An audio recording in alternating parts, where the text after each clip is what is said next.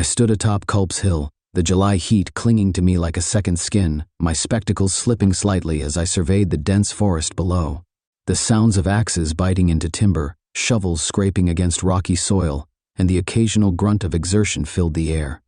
My men worked tirelessly, their sweat-soaked uniforms darkened by labor under the unyielding sun. The hill was alive with the symphony of preparation, a symphony I had orchestrated. At 62 years old, I was one of the oldest generals in the Union Army, a fact that earned me the nickname Pap Greene among my men. I had left the military decades earlier after graduating second in my class at West Point, where I had taught engineering to cadets like Robert E. Lee. For 25 years I had built railroads and aqueducts, carving order out of nature's chaos. But when war came, I could not sit idle while my sons fought. Despite my age, I returned to service, driven by a belief in restoring the Union. Now here I was, commanding a brigade of New Yorkers on this rocky hill that anchored the Union right flank. "Colonel Ireland," I called out sharply. He came quickly, saluting crisply. "Sir, get every man on those breastworks," I ordered. "Logs, stones, anything that'll stop a bullet." He hesitated. "General Slocum said we might not need." "Slocum isn't here," I snapped. "I am, and if Johnson's division comes up this hill tonight, we'll need every defense we can muster." Ireland nodded and hurried off.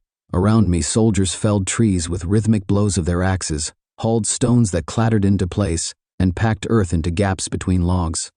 The air smelled of fresh-cut timber and churned soil, a scent that mingled with the tension hanging over us like a storm cloud. By mid-afternoon on July 2nd, our breastworks were nearly complete, a crude but formidable wall of timber and stone snaking along the summit like a protective serpent. Then came orders from General Meade. Nearly all of the 12th Corps was to be sent to reinforce the left flank against Longstreet's assault.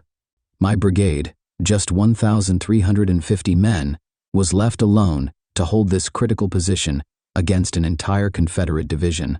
I watched as our comrades marched away toward Cemetery Ridge, their blue uniforms disappearing into the haze. My heart sank slightly as I realized how thin our line would be if Johnson attacked in force. "If they're coming," I muttered to myself, "they'd best hurry." The sun dipped low on the horizon as cannon fire rumbled faintly in the distance.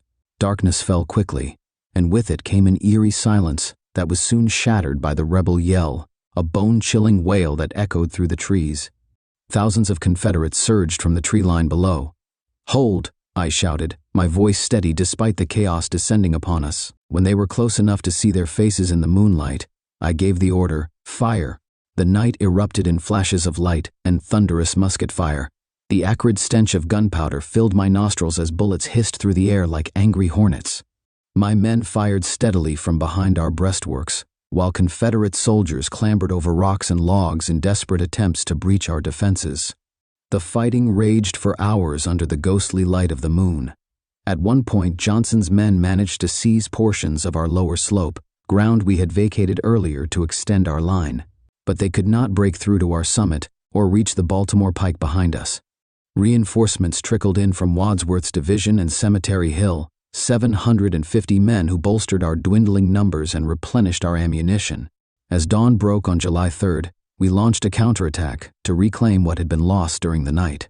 The steep terrain worked against them now, as it had worked against us before. Their foothold crumbled under our assault.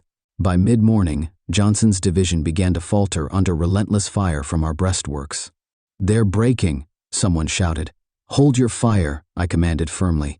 "Let them retreat." The Confederates fell back at last, leaving Culp's Hill battered but secure in Union hands. Exhausted soldiers slumped against their rifles or leaned on one another for support as silence settled over the battlefield once more. I stood at the summit and surveyed what we had fought so hard to hold, the bloodied earth, splintered logs, and shattered stones that bore witness to our stand. This hill had not decided the war. It might not even decide this battle, but it had stood when all else wavered. And so had we.